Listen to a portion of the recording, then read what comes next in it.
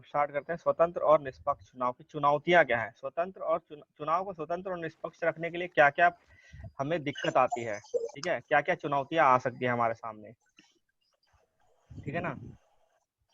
इन बातों से हम सरल से निष्कर्ष पर पहुंचते हैं कि चुनाव जो है भारत में चुनाव जो है बुनियादी रूप से स्वतंत्र और निष्पक्ष हैं। जो पार्टी चुनाव जीतकर सरकार में आती है उसे लोगों का समर्थन प्राप्त होता है। संभव है कि हर निर्वाचन क्षेत्र पर यह बात लागू न होती हो, ठीक है। कुछ उम्मीदवार पैसों के जोर पर या गलत तरीकों से जीत हो सकते हैं, पर चुनाव का कुल नतीजा अभी भी लोगों की इच्छा को ही बताता है। पिछले 50 वर्षों में हमारे देश में इस सामान्य नियम से थोड़े बहुत ही अपवाद हुए। अपवाद मतलब जो नॉर्मल होता है उससे थोड़ा सा अलग हो जाना, ठीक है, अपवाद हो जाना। और यही चीज भारतीय चुनाव प्रणाली को लोकतांत्रिक बनाती है, ठीक है। इसके बाद है जब आप थोड़े ज्यादा गंभीर मसलों पर गौर से कुछ सवाल उठाएंगे तो तस्वीर थोड़ी अलग लगेगी।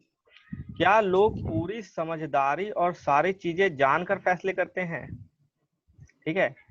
आप जब लोग अपना मतदान करने जाते हैं तो क्या उनको पूरी जानकारी होती है, ठीक है। क्या वो पूरी तरह समझदारी और सारी चीजें जानते हैं उस टाइम चुनने से पहले। क्या मतदाताओं के पास सचमुच स्वस्थ विकल्प होते हैं। अभी क्या है कि आप बोलते हो, जैसे आप मान लीजिए नरेंद्र मोदी के समर्थक हैं कोई, तो आप बोलेंगे नहीं यार नरेंद्र मोदी को नहीं देना चाहिए वोट। तो क्या बोलता है, नरेंद्र मोदी नहीं तो फिर किसको। तो उसका मतलब है कि हमारे पास विकल्प क्या है।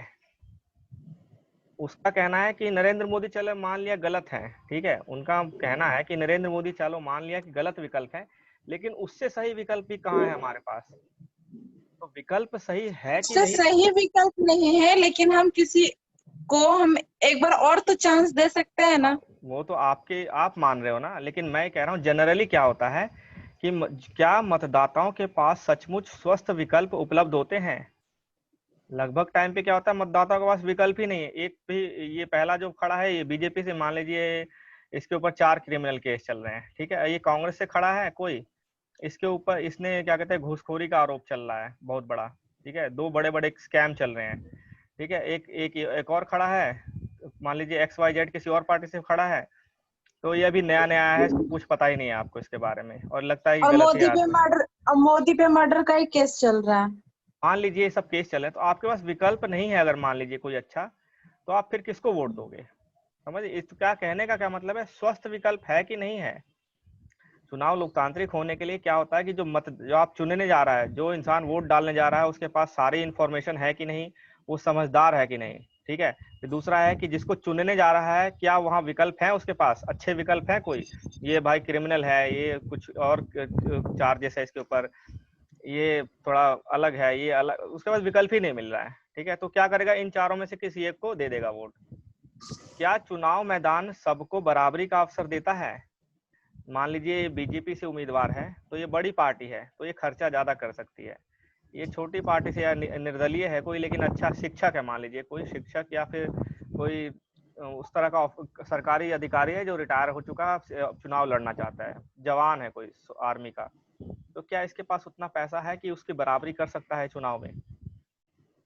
क्या कोई सामान्य नागरिक चुनाव जीतने की कल्पना भी कर सकता है। क्या आप सोच सकते हो कि आप पटना से इलेक्शन लड़ो और आप चुनाव जीत जाओ। समझ रहे हो, तो ये सब जब तक नहीं होगा, जब तक आम आदमी बिना किसी झिझक के चुनाव लड़ने नहीं जा सकता, तब तक चुनाव पूरी तरह से लोकतांत्रिक नहीं भी रहेंगे, ठीक है। इस तरह के सवाल भारतीय चुनाव व्यवस्था की सीमाओं और चुनौतियों की और हमारा ध्यान दिलाते हैं। क्या है, भारतीय चुनाव व्यवस्था की चुनौतियां हैं। हमें जब चुनाव को लोकतांत्रिक बनाना है, पूरी तरह से चुनाव को लोकतांत्रिक बनाना है, तो इन चुनौतियों को हटाना पड़ेगा, ठीक है। लोकतांत्रिक बनाना है अगर चुनाव को पूरी तरह से, तो इन सब चीजों का भी जवाब ढूंढना पड़ेगा। लोगों के पास पूरी जानकारी रहे जो मतदान देने जा रहा है, स्वस्थ विकल्प रहे कि किसी को चुनना है, सबको बराबरी का मौका मिले और कोई भी आम नागरिक बिना झिझक के चुनाव लड़ सके। तो ये सब जब होंगे तब लोकतांत्रिक होने के ज्यादा आसार होते हैं, चुनाव ज्यादा लोकतांत्रिक होगा। तो ये चुनौतियां अभी भी मौजूद है हमारे देश में। ज्यादा रुपए पैसे वाले उम्मीदवार और पार्टियां गलत तरीके से चुनाव जीत ही जाएंगे ये कहना मुश्किल है, पर दूसरी स्थिति दूसरों के लिए से ज्यादा मजबूत रहती है। ठीक है, एक उम्मीदवार अमीर है, ठीक है, अमीर है या फिर कुछ गलत हथकंडे अपना रहा है, ठीक है, उसके चुनाव जीतने के तरीके आसार कम है, लेकिन बाकियों से तो ज्यादा है ना। जो एक गरीब चुनाव लड़ने जा रहा है उससे तो ज्यादा ही है ना इसके आसार। तो चुनाव को लोकतांत्रिक पूरी तरह से बनाने के लिए कुछ चुनौतियां बाकी रह गई है। किसने वीडियो ऑन किया है? ठीक है, देश के कुछ इलाकों में, पहला था हमने पढ़ लिया, पहला क्या पढ़ा हमने कि जो अमीर और गरीब वाला, ठीक है। उसके बाद है देश के कुछ इलाकों में आपराधिक पृष्ठभूमि और संबंधों वाले उम्मीदवार दूसरों को चुनाव मैदान से बाहर करने और बड़ी पार्टियों को टिकट लेने में सफल लगे हैं। ठीक है, बड़े बड़े जो आपराधिक जो उम्मीदवार हैं, जैसे अगर नाम लोगे तो यहाँ जैसे कि आप मोकामा से देख लीजिए, पटना में कई उम्मीदवार आए हैं जो कि बहुत ही आपराधिक छवि वाले हैं। ठीक है, तो ये सब लोग सफल हो जाते हैं चुनाव का टिकट लेने में, बड़ी से बड़ी। अलग अलग पार्टियों, कुछ एक परिवार का जोर है, जैसे कि आप आरजेडी देख लो, तो पहले लालू जी थे, फिर तेजू भैया आए, फिर इनके बाद कोई आएगा, फिर इनके बाद कोई आएगा। ठीक है, तो रिश्तेदारों को आसानी से टिकट मिल जाता है। अक्सर आम आदमी के लिए चुनाव में कोई ढंग का विकल्प ही नहीं होता, क्योंकि दोनों प्रमुख पार्टियों की नीतियां और व्यवहार एक ही जैसे होते हैं। ठीक है, विकल्प नहीं रहता लोगों के पास। बड़ी पार्टियों की तुलना में छोटे दलों और निर्दलियों को कई तरह की परेशानियां उठानी पड़ती हैं। जो छोटे दल हैं या फिर जो निर्दलीय हैं, उनको तो काफी परेशानियां उठानी पड़ती हैं। ये चुनौतियां भारत की नहीं है, कई स्थापित लोकतंत्र भी यही स्थिति है। लोकतंत्र में जो लोग आस्था रखते हैं उनके लिए ये चीजें गहरी चिंता का विषय है। इनमें से कुछ समस्याओं से मुक्ति पाने के लिए चुनाव प्रणाली में जरूरी बदलावों की मांग नागरिकों और सामाजिक कार्यकर्ताओं और संगठनों की तरफ से होती रही है। क्या आप चुनाव सुधार सुझा सकते हैं? क्या आपके पास कोई सुझाव है? आप चुनाव में सुधार लाने के लिए कोई सुझाव दे सकते हैं? आप सोचिएगा, ठीक है, क्या क्या सुझाव आप दे सकते हैं। इन चुनौतियों का सामना करने के लिए एक आम नागरिक क्या कर सकता है? आपके पास अगर कोई सुझाव है तो आप उनकी लिस्ट बनाइए और देखिए क्या मेरे सुझाव सही हैं। जो ऊपर चुनौतियां दी गई है उनके अगेंस्ट में कोई सुझाव दे सकते हो आप, तो आप उसको आप लिख के देखिएगा।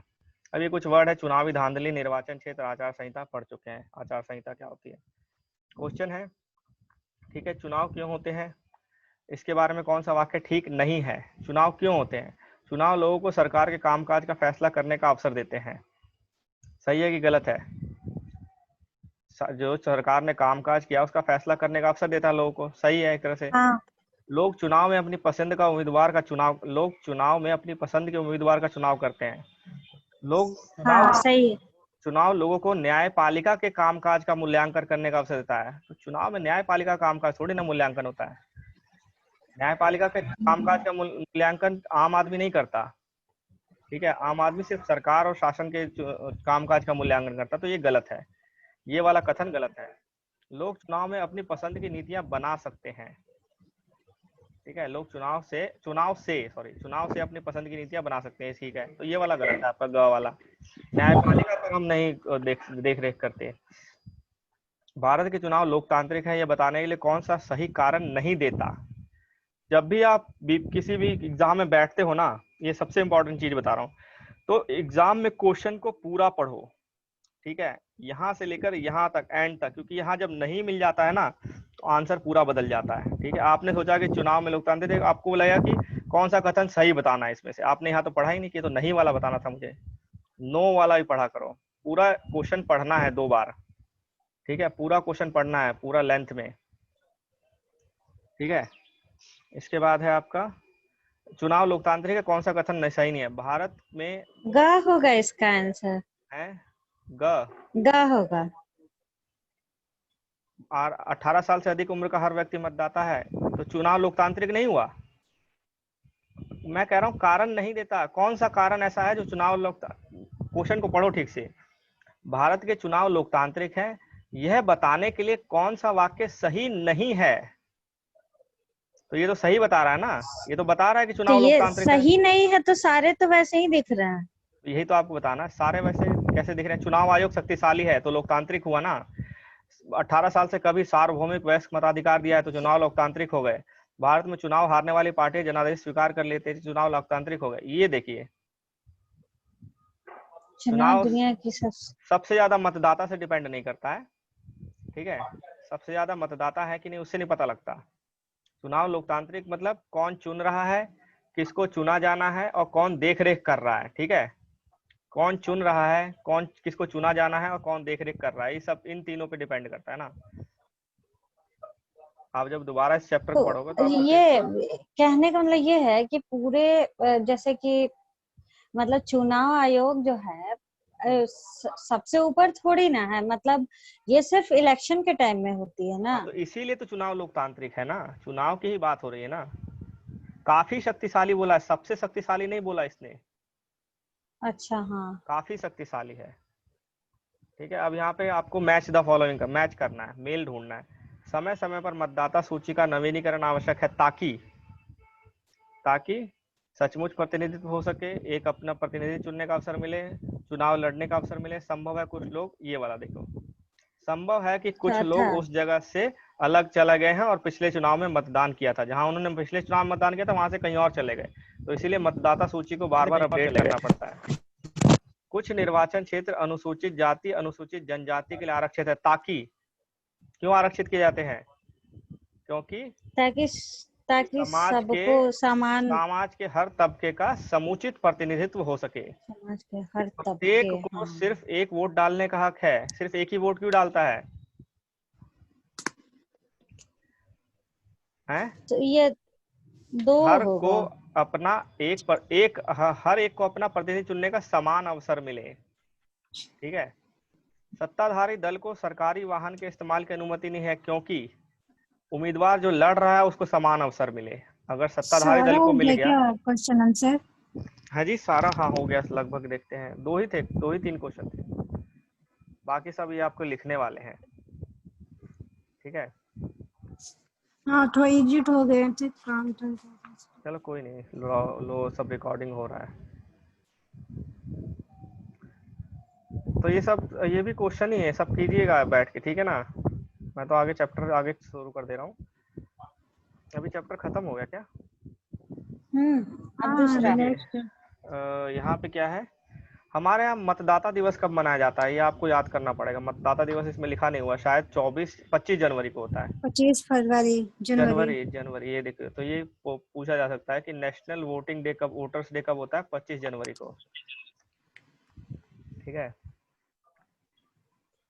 ये वाला जो आपका है, ये स्वीप कार्यक्रम क्या है, ये देखिए यहाँ पे आपको पढ़ने को मिलेगा। भारत निर्वाचन आयोग के सुव्यवस्थित मतदाता शिक्षा और निर्वाचक सहभागिता कार्यक्रम के बारे में जानकारी लिए। ये क्या होता है? स्वीप क्या होता है? Systematic voters education. ये जागरूकता फैलाने के लिए किया गया है। चुनाव आयोग ने जागरूकता फैलाने के लिए एक प्रोग्राम चालू किया है, स्वीप करके। स्वीप तो पूछा जाएगा, स्वीप का फुल फॉर्म पूछ सकता है एग्जाम में, या ये किस लिए प्रोग्राम चलाया गया वो पूछ सकता है। तो ये मतदाता जागरूकता के लिए है, मतदान जागरूकता के लिए है। ठीक है ना, ठीक है, लोगों को, वोटर्स को, मतदाताओं को शिक्षा देना है। ठीक है, और उनकी सहभागिता को बढ़ाना है, मतदाता शिक्षा और निर्वाचक सहभागिता। ठीक है, ताकि वो इलेक्टोरल सिस्टम में यानी निर्वाचक सहभागिता बढ़े उनके। ठीक है ना, तो ये दूसरा क्वेश्चन हो गया आपका जो फैक्ट वाला है।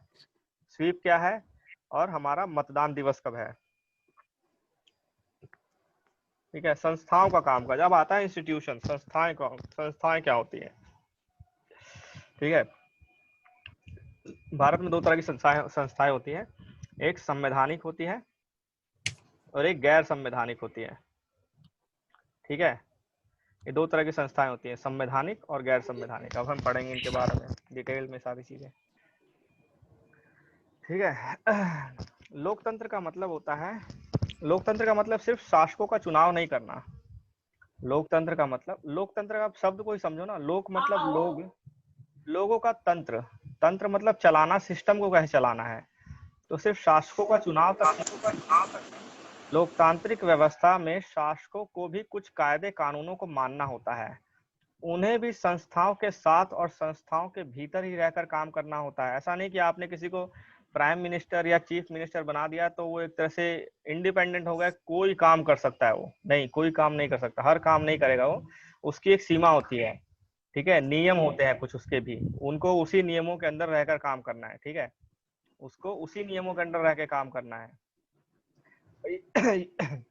ये नियम कौन बनाता है? ये संविधान बनाता है नियम।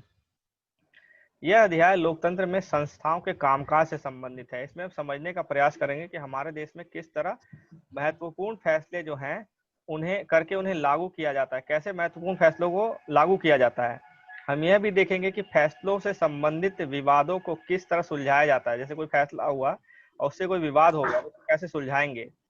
इस अध्याय में हम इन फैसलों और महत्वपूर्ण भूमिका वाले निभाने वाले 3 संस्थाओं हम इस अध्याय में क्या करेंगे, हम इन फैसलों पे महत्वपूर्ण भूमिका निभाने वाले 3 संस्थाएं जो हैं वो कौन सी है? विधायिका, कार्यपालिका और न्यायपालिका। मैंने बताया था आपको, एक कानून बनाता है, कानून बनाना, कानून को लागू करवाना, ठीक है, और कानून की रक्षा करना, ठीक है ना। 3 तरह काम होते हैं। तो ये विधायिका का काम है, ये कार्यपालिका का काम है और ये न्यायपालिका का काम है, ठीक है। अब हम ये सब पढ़ चुके हैं, इसके बाद हम नीचे सीधा जाते हैं, इसको पढ़ने की जरूरत नहीं है इतना। प्रमुख नीतिगत फैसले कैसे किए जाते हैं? प्रमुख नीतिगत फैसले हमारे भारत में लोकतंत्र में कैसे होते हैं? आपको कैसे पता, आप जब भारत में रहते तो आप कैसे लगता है कि फैसला कैसे होता हो, कोई बड़ा फैसला कैसे होता है, ठीक है। तो एक सरकारी आदेश क्या होता है? 13 अगस्त 1990 के दिन भारत सरकार ने आदेश जारी किया, इसे कार्यालय ज्ञापन कहा गया, ज्ञापन कहा गया, आदेश ज्ञापन कहा गया। सभी सरकारी आदेशों की तरह इस ज्ञापन पर भी एक संख्या थी, ज्ञापन की एक संख्या होती है, ठीक है। उसी संख्या से जाना जाता है इस आदेश को। जब भी आप, जैसे आप बीपीएससी का फॉर्म देखते हो, जैसे बीपीएससी का फॉर्म निकलता है तो उसमें उस ज्ञापन की एक संख्या होती है, ठीक है। उसमें उसका ईयर होता है, किस साल की भर्ती के लिए निकला है वो, ठीक है, और वो सारा चीज होता है उसके अंदर। तो ज्ञापन की एक संख्या होती है, संख्या होती है। जैसे एक एग्जांपल दे दिया इसने, कार्मिक जन शिकायत और पेंशन मंत्रालय के कार्मिक एवं ज्ञापन बोले तो ज्ञापन बोले तो ऑर्डर, एक तरह से ऑर्डर, आदेश। जैसे आपने कोई नोटिफिकेशन निकालना है, ठीक है, जैसे बीपीएससी का नोटिफिकेशन आया, निकालना है, नोटिफिकेशन मतलब एक तरह से ज्ञापन हो गया, कार्यालय ने कोई नोटिफिकेशन निकाला है। मानक नंबर, उसका जैसे आप जो भी, जैसे कोई कार्यालय ने कोई आदेश निकाला है, ठीक है, कोई आदेश है, इस आदेश जी पे एक नंबर दिया रहेगा, इसी को बोलते हैं, ये पूरा इसको ज्ञापन कहते हैं, कार्यालय ज्ञापन बोलेंगे। और इस ज्ञापन का एक नंबर दिया जाएगा जिससे कि इसको पहचाना जाए, ठीक है, कब निकला था, क्योंकि पूरा एक तरह से डॉक्यूमेंटेशन। मानक चिन्ह नंबर हुआ ना, हाँ मतलब हाँ, एक तरह से एप्लीकेशन एप्लीकेशन नंबर बोलते हैं ना, जैसे जैसे आपका, एप्लीकेशन नंबर, मतलब जैसे आप एक आपका तरह। सर्टिफिकेट नंबर होता है, आपका सर्टिफिकेट जब आपको जी मिलता है जी तो उसका नंबर होता है, ताकि डॉक्यूमेंटेशन सही से हो, आपको दोबारा जी वो सर्टिफिकेट आपको ऑनलाइन ढूंढना तो उस सर्टिफिकेट नंबर से मिल जाए, जी। ठीक है। तो वैसे ही ज्ञापन नंबर होता है। तो ये जो कार्मिक जन शिकायत और पेंशन मंत्रालय था, इसके कार्मिक और प्रशिक्षण विभाग ने के एक संयुक्त सचिव ने इस आदेश पर दस्तखत किए थे। जैसे आप बीपीएससी का कोई भी फॉर्म निकलता है, रिजल्ट निकलता है, उस पे नीचे साइन होते हैं। किसके साइन होते हैं? उसके नीचे साइन होते हैं, बीपीएससी का जो सचिव होता है उसके साइन होते हैं, ठीक है। जो बीपीएससी का सचिव होगा उसका साइन होता है यहाँ पे। तो उसी तरह से उस डिपार्टमेंट के संयुक्त सचिव का साइन था। यह छोटा सा आदेश मुश्किल से एक पन्ने का होता है, एक ही पन्ने का ज्यादा से ज्यादा होता है, लेकिन इस पे बहुत बड़ा असर डालता है, ठीक है। आप इसे देखेंगे तो ये एक आम सर्कुलर या नोटिस जैसा लगेगा, जैसा कि आपके स्कूल में लगा रहता है, ठीक है। आपके स्कूल में लगा रहता है ना कि कोई नोटिस चिपकाया जाता है, नीचे प्रिंसिपल का साइन होता है, नोटिस संख्या होती है और नोटिस होता है उसके अंदर क्या नोटिस है। तो उसी तरह ज्ञापन होता है किसी मंत्रालय का। सरकार हर रोज विभिन्न मसलों पर सैकड़ों आदेश जारी करती है, ठीक है, लेकिन यह आदेश बहुत महत्वपूर्ण था, कई सालों का विवाद का कारण बना हुआ था। आइए देखते हैं कि किस तरह का निर्णय लिया गया, इसके बाद क्या हुआ, एग्जाम्पल दिया गया इस पे, ठीक है। इस सरकारी आदेश के एक प्रमुख नीतिगत फैसले की घोषणा की गई। इस सरकारी आदेश में एक नीतिगत फैसले की घोषणा की गई। इसमें कहा गया, ये ज्ञापन है, देखिए ज्ञापन है, ये इसका ज्ञापन नंबर है, सब्जेक्ट है, किस लिए है ज्ञापन, सब्जेक्ट क्या था, 27% आरक्षण सामाजिक और पिछड़े शिक्षा में जो पिछड़े क्लास है उनके सिविल पोस्ट या सर्विस के लिए, ठीक है, उनके सिविल जो क्या कहते हैं गवर्नमेंट जॉब के लिए, गवर्नमेंट जॉब में जो सामाजिक रूप से पिछड़े हुए हैं उनका 27% आरक्षण है, उसका सब वो उसके ऊपर एक ज्ञापन दिया गया है। ठीक है, सब्जेक्ट में डाला जाता है इसके, फिर इसके ऊपर नीचे बॉडी लाइन होती है क्या क्या लिखा गया है इसके अंदर। ठीक है, तो इसमें देखिए हम क्या लिखा गया है। इसमें लिखा गया था कि भारत सरकार के सरकारी पदों और सेवाओं में 27% रिक्तियां सामाजिक और शैक्षिक दृष्टि से पिछड़े SEBC socially and educationally background socially and educationally backward class जो है उनके लिए आरक्षित होंगे। सरकार ने सिर्फ इतना सा पेज दिया, ये इतना सा ज्ञापन था, लेकिन इसका असर कितना हुआ समझ रहे हो। जितने भी सरकारी नौकरियां हैं उसमें 27% आरक्षण हो गया इस एक पेज के कारण। तो इस पेज का कितना महत्व है यही बताना चाहता है। अब तक जिन जाति समूहों को सरकार पिछड़ा मानती थी उन्हीं का एक और नाम SEBC है। अब तक नौकरी में आरक्षण का लाभ केवल अनुसूचित जाति जनजातियों को मिल रहा था। अब SEBC यानी सामाजिक और शैक्षिक दृष्टि से पिछड़े वर्ग हैं, उसको तीसरी श्रेणी तैयार की गई है और 27% आरक्षण दिया गया है। देखिए कब आया था ये ज्ञापन, ये ज्ञापन आया था 1990s में, 1990 में हुआ था जब OBC का आरक्षण शुरू हुआ था। यही वो आरक्षण, यही वो पेज था जिससे OBC को आरक्षण मिलना शुरू हुआ, 27% आरक्षण मिलना शुरू हुआ। ठीक है, अब है निर्णय करने वाले कौन होते हैं या ज्ञापन देने वाले कौन होते हैं, निर्णय कौन करेगा। जैसे अगर मैं कहूं कि एक वो संयुक्त सचिव ज्यादा जिसने साइन किया था नीचे, इसने उसके उस ज्ञापन में जिसके साइन थे, क्या वो उसने निर्णय किया था सारा, इतना बड़ा निर्णय क्या उसी ने कर दिया था कि 27% रिजर्वेशन होगा भारत की सभी सरकारी नौकरियों में। एक संयुक्त सचिव इतना बड़ा क्या कर सकता है, इतना बड़ा फैसला क्या एक संयुक्त सचिव सिर्फ ले सकता है इतना बड़ा फैसला। तो वो देखते हैं कैसे फैसला लेता है, निर्णय करने वाला कौन है। इस ज्ञापन को जारी करने का फैसला किसने किया। जाहिर है कि अकेले उस व्यक्ति ने इतना बड़ा फैसला नहीं किया जिसके हस्ताक्षर उसके दस्तावेज पे थे।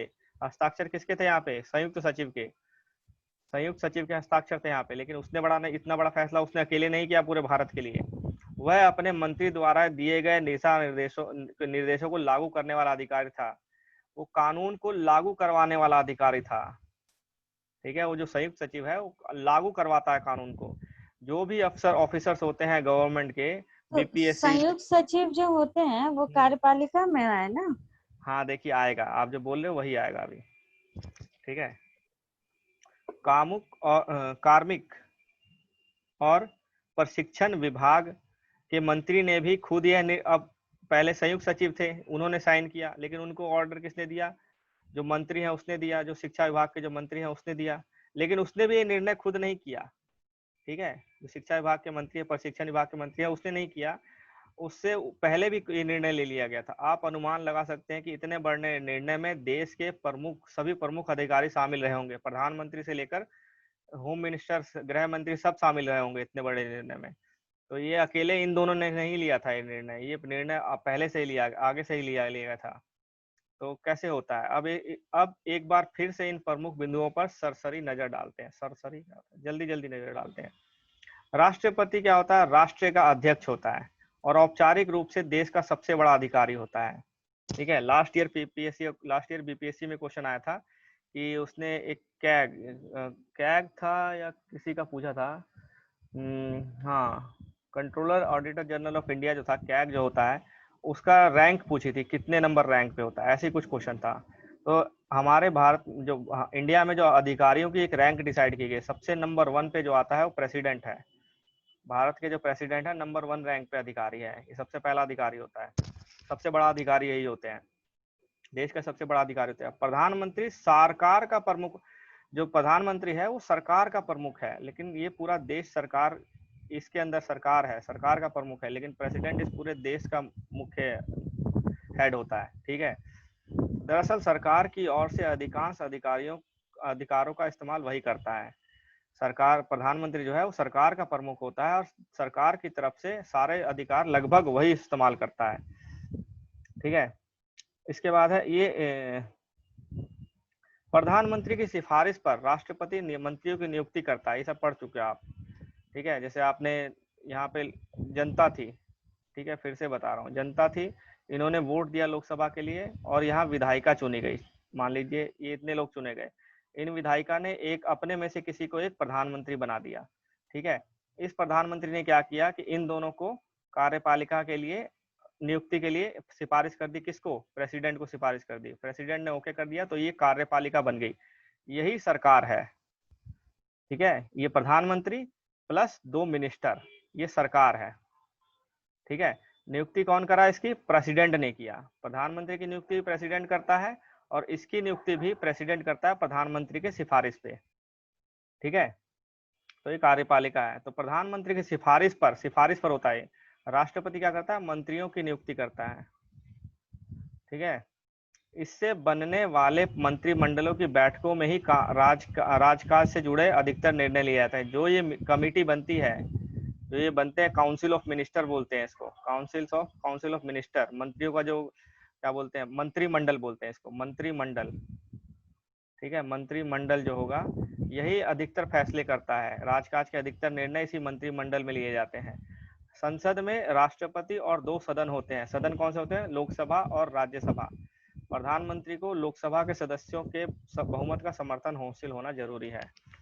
ठीक है, प्रधानमंत्री को बहुमत होना हासिल जरूरी है। एक बार फिर से इस चीज को हम देख लेते हैं। आपको दोबारा ये चीज देखनी है, कार्यपालिका और न्याय पर प्रधानमंत्री के कैसे बनते हैं, कि कंफर्म है?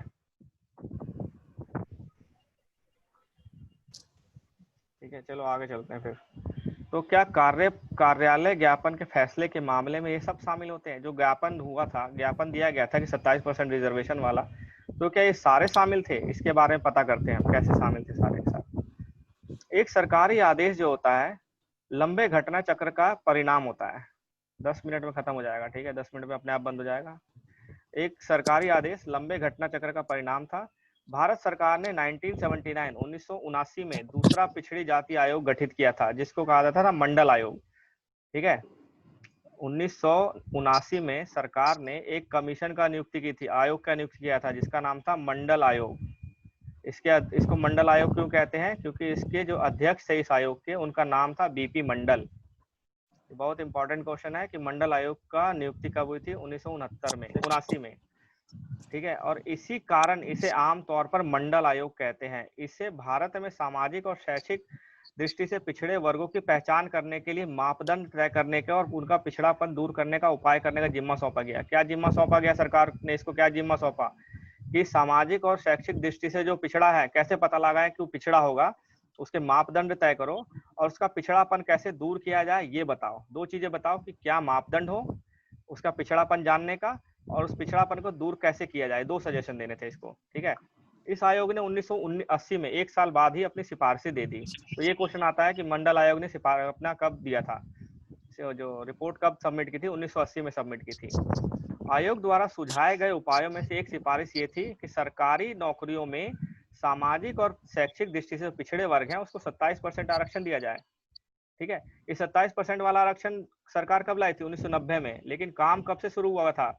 1979 से ही। ठीक है, 1979 से काम शुरू हो गया था। मंडल आयोग बना था 1979 में। ठीक है, 1979 में मंडल आयोग बना था। 1980 में उसने रिपोर्ट सबमिट कर दी थी अपनी।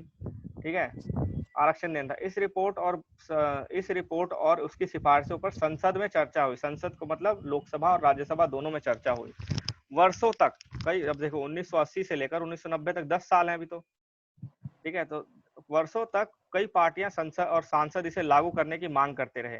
फिर 1989 में क्या हुआ? लोकसभा के चुनाव हुए और जनता दल थी, उसने अपना घोषणा पत्र, मतलब जो चुनाव के लिए जो घोषणा पत्र था कि हम ये काम करेंगे, उसमें वादा किया कि सत्ता में आने पर वो मंडल आयोग की सिफारिशों को लागू करेगा। चुनाव के बाद जनता दल की ही सरकार बनी, जनता दल की सरकार बन गई और वीपी सिंह जो थे वो प्रधानमंत्री बने। ठीक है, वीपी सिंह प्रधानमंत्री बने, सिंह है। ठीक है, वीपी सिंह प्रधानमंत्री बने। इसके बाद कई घटनाएं हुई। ठीक है, 1989 में इलेक्शन हुए और वीपी सिंह प्रधानमंत्री बने। अब नई सरकार ने संसद में राष्ट्रपति के भाषण के जरिए मंडल रिपोर्ट लागू करने की अपनी मंशा पेश कर दी कि हाँ, जो हमने वादा किया था हम वो करने वाले हैं। 6 अगस्त 1990 को केंद्रीय कैबिनेट मतलब वो जो काउंसिल ऑफ मिनिस्टर था ना, उसका भी एक छोटा सा हिस्सा होता है कैबिनेट। इसमें कुछ मंत्री होते हैं कैबिनेट में। केंद्रीय कैबिनेट की एक बैठक हुई, इसमें एक औपचारिक निर्णय लिया गया। इसमें निर्णय ले लिया गया इसका कि हाँ करेंगे। अगले दिन ही 6 अगस्त के अगले दिन क्या हुआ? प्रधानमंत्री वीपी सिंह ने एक बयान जारी किया और इस निर्णय के बारे में संसद को सूचित कर दिया कि हम ऐसा निर्णय लेने जा रहे हैं। कैबिनेट के फैसले को कार्मिक और प्रशिक्षण विभाग को भेज दिया गया। विभाग के वरिष्ठ अधिकारियों ने कैबिनेट के निर्णय के मुताबिक एक आदेश जारी किया और मंत्री की स्वीकृति केंद्रीय सरकार की तरफ से ले ली गई। ठीक है, एक अधिकारी ने उस आदेश पर हस्ताक्षर किए। किसने हस्ताक्षर किए थे? संयुक्त सचिव ने। और ये बन गया आपका ज्ञापन। अगले कुछ महीनों तक ये देश का सबसे चर्चित मुद्दा बना रहा। सभी अखबार सब पे ही चलता रहा। ठीक है, इससे नौकरियों के हजारों अवसर प्रभावित होने वाले थे। अब नौकरी में जो लोग बिना रिजर्वेशन के जा रहे थे, अब वो कई लोग रिजर्वेशन से जाने लग गए यहाँ पे, आरक्षण से। इसलिए लोगों की प्रतिक्रिया बहुत तीखी थी। कुछ लोग कहते सही है, कुछ लोग कहते गलत है। कुछ लोगों का मानना था कि भारत में विभिन्न जातियों के बीच असमानता के कारण नौकरियों में आरक्षण जरूरी है। उनका मानना था कि उन लोगों के पास बराबरी का मौका नहीं दिया गया पहले कभी, तो अब उनको करना चाहिए आगे। दूसरे पक्ष के लोगों का मानना था कि ये निर्णय पिछड़े वर्ग के नहीं, उनके अवसर छीनेंगे। जो पिछड़े वर्ग के नहीं है, जो अगड़े वर्ग के, उनके अवसर छीन लेंगे। अधिक योग्यता होने पर भी उनको नौकरियां नहीं मिलेंगी। अपर कास्ट है, उनको नौकरियां नहीं मिलेंगी अधिक योग्यता होने पर भी। कुछ लोगों का मानना था कि उससे जातिवाद और बढ़ेगा। सरकार अब जो पॉलिटिक्स होगा वो जाति के आधार पर ज्यादा बढ़ने लगेगा, जिससे प्रगति और एकता पर असर पड़ेगा देश की। यह निर्णय अच्छा था या नहीं, इस अध्याय में हम इस बारे में बात नहीं करेंगे। निर्णय अच्छा था कि नहीं था, इसमें बात नहीं होगी। हम इस उदाहरण को यहाँ सिर्फ ये समझ रहे हैं कि निर्णय कैसे लिए जाते हैं और कैसे लागू होते हैं। फिर इस विवाद का निपटारा किसने किया? जब ये इतना बड़ा सवाल उठा तो विवाद का निपटारा हम जा रहे संजय भाई। ठीक है, क्योंकि वैसे भी 4-5 मिनट में खत्म हो नहीं, जाएगा। एक्चुअली मेरी मासी आई हुई थी और वो अब जाएंगी। ठीक तो है, हम ठीक है, सोचे कोई कि दिक्कत 5 मिनट में 3 बार आ चुके, 3 बार हमको भेंट नहीं हुआ और इसी टाइम में आते वो ऑफिस से। चलिए, तो ठीक है, इसलिए आप भेंट कुछ कीजिए। उनसे थोड़ा अर्जेंट सा है था। बस, ज्यादा इंपॉर्टेंट नहीं, थोड़ा सा है, उसके बाद में बंद कर दूंगा। नहीं, वो बस निकल जाएंगी तो फिर दिक्कत हो जाएगी। उनसे कुछ ठीक है, काम है हमको, उनसे हमको ठीक है। कहना है मैप मेरा ले आइएगा। ठीक है, तो हम हाँ, इसका जैसे विवाद हो गया। अब विवाद का निपटारा किसने किया? आप जानते हैं कि सरकारी निर्णय से उठने वाले जो विवाद होते हैं, उसका निपटारा कौन करता है? सर्वोच्च न्यायालय करता है और उच्च न्यायालय करता है। जो सरकारी विवाद होते हैं उसका निपटारा हाई कोर्ट और सुप्रीम कोर्ट करती है। तो जो 27% आरक्षण था, इसको भी चैलेंज किया गया न्यायालय में।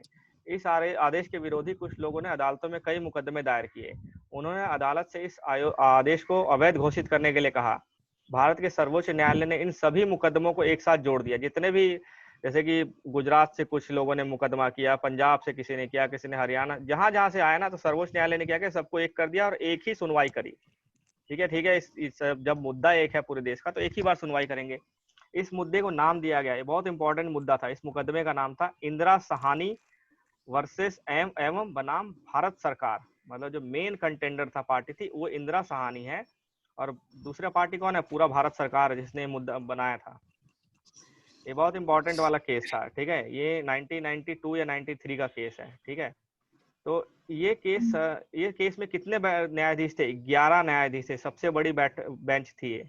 लगभग जो न्यायाधीश होते हैं उसकी जो बेंच होती है ना, उसमें या तो एक होगा या फिर 3 होंगे या 5 जज होंगे या फिर 7 जज होंगे या 9 जज होंगे या 11 जज होंगे, या अभी तक 13 बेंच की सबसे बड़ी बनी है। इससे ऊपर कोई बेंच नहीं बनी। क्यों ये 3 क्यों होता है? ताकि एक अगर पॉजिटिव इधर बोले, एक इधर बोले, तो एक बीच में उसका वो कर मतलब फैसला हो जाए। अगर मान लीजिए 5 है तो 2 ने इस पार्टी के हक में फैसला किया, 2 ने इस पार्टी के, तो जो एक हो जाएगा वो फैसला जिस तरफ जाएगा उसका फैसला हो जाएगा। अगर 4 होता, 2 इधर गए 2 इधर गए, तो फिर तो फंस जाता ना मामला। इसलिए जितने बेंच बनती है न्यायाधीश की, उसमें 1, 3, 5, 7, 9, 11, 13 इस तरह से जज बैठते हैं। तो 11 वरिष्ठ जज बैठे थे इसमें और दोनों पक्षों की दलीलें उन्होंने सुनी। ठीक है, और 1999 में फैसला किया गया। ठीक है, तो ये केस का नाम जो था वो था Indira Sahni versus India, government of India case 1992। यहाँ पे हम केस का डेट लिखते हैं जिस साल फैसला हुआ है। ठीक है, जब भी आप कोई आंसर लिखो मेंस में, तो आप जब कोई केस लिख रहे हो ना, तो वो पूरा केस का नाम और वो डेट भी लिखो जब फैसला हुआ है, ये याद करना पड़ता है। ठीक है, तो 1992 में फैसला किया गया और उन्होंने क्या कहा कि ये आदेश जो है अवैध नहीं है, ये सही आदेश है। सरकार, हाई कोर्ट ने इस 27% रिजर्वेशन को ओके कर दिया, सही है ये, इसमें कोई गड़बड़ी नहीं है। सर्वोच्च न्यायालय ने लेकिन कुछ इसमें संशोधन किया। मूल आदेश में कुछ संशोधन करने के लिए कहा सरकार को। उसने कहा कि पिछड़े वर्ग के अच्छी स्थिति वाले लोगों को आरक्षण का लाभ नहीं मिलना चाहिए। मतलब उसका कहना था कि जिनको आरक्षण मिल गया एक बार और उनका अगर अच्छा हो गया, सुधार हो गया, तो उनको हटा दो आरक्षण से, ठीक है। तो उसी के मुताबिक 8 सितंबर 1993 को मंत्रालय ने एक और आदेश जारी किया कि यह विवाद सुलझ गया है और तभी से ये नीति अमल किया जा रहा है, ठीक है। मंत्रालय ने फिर आदेश जारी किया कि जो ये विवाद चल रहा था ये केस में सुलझ गया है, जो हमारा जो फैसला था 27% रिजर्वेशन का वो रहेगा, ठीक है। इसके बाद ये खत्म हो जाता है। आरक्षण के मामले में किसने क्या किया, सरकार, न्यायालय, जो भी है। इसके बाद कल से यहाँ से शुरू करेंगे हम, ठीक है। राजनीतिक संस्थाओं की आवश्यकता क्या होती है।